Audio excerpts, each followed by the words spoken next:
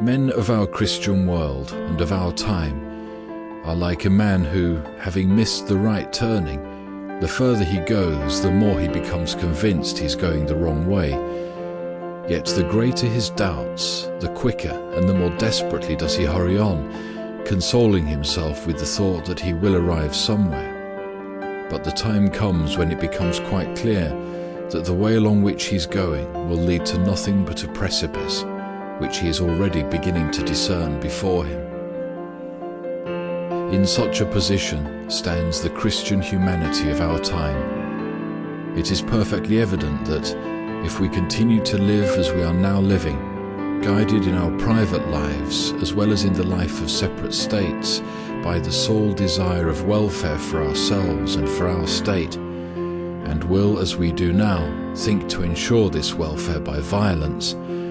then inevitably increasing the means of violence of one against the other and of state against state,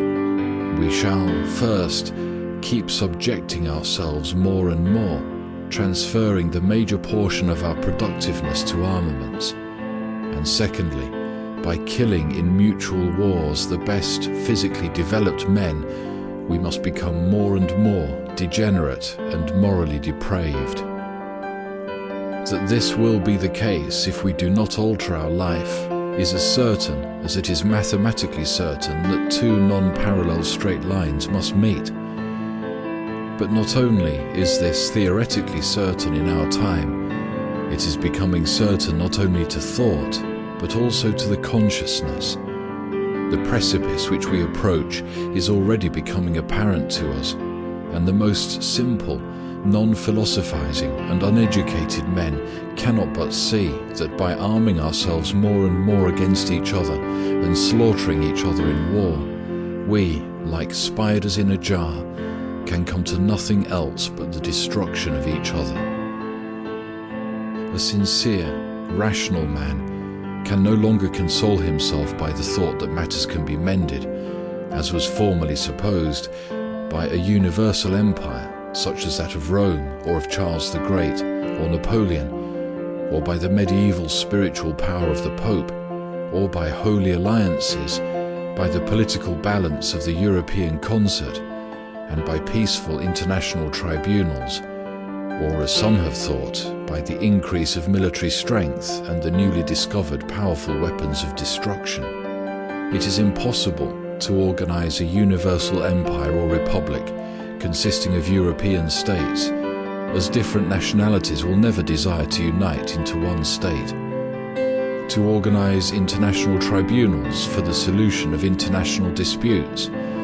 But who will impose obedience to the decision of the tribunal upon a contending party who has an organized army of millions of men? To disarm? No one desires it or will begin it.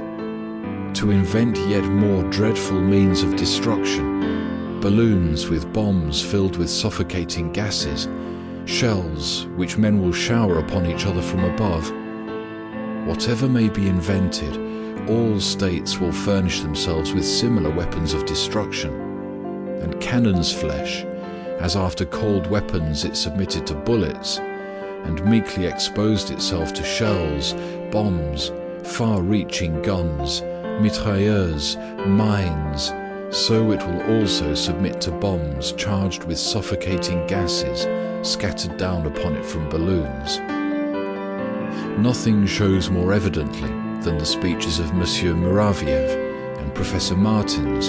about the Japanese war not contradicting the Hague Peace Conference. Nothing shows more obviously than these speeches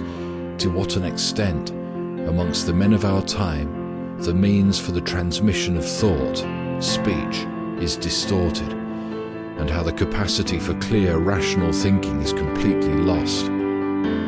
Thought and speech are used for the purpose not of serving as a guide for human activity,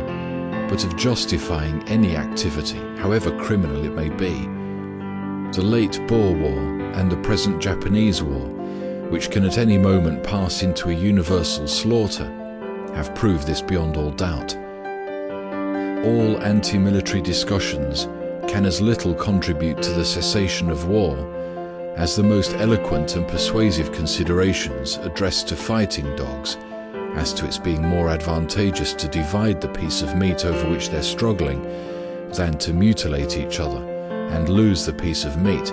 which will be carried away by some passing dog not joining in the fight.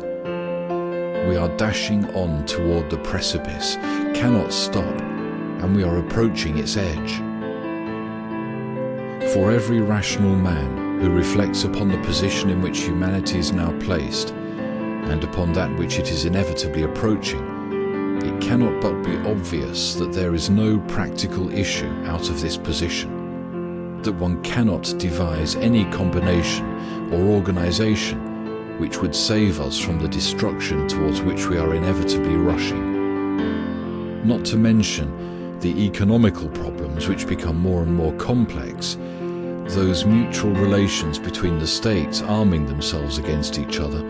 and at any moment ready to break out into wars, clearly point to the certain destruction towards which all so-called civilized humanity is being carried. Then what is to be done?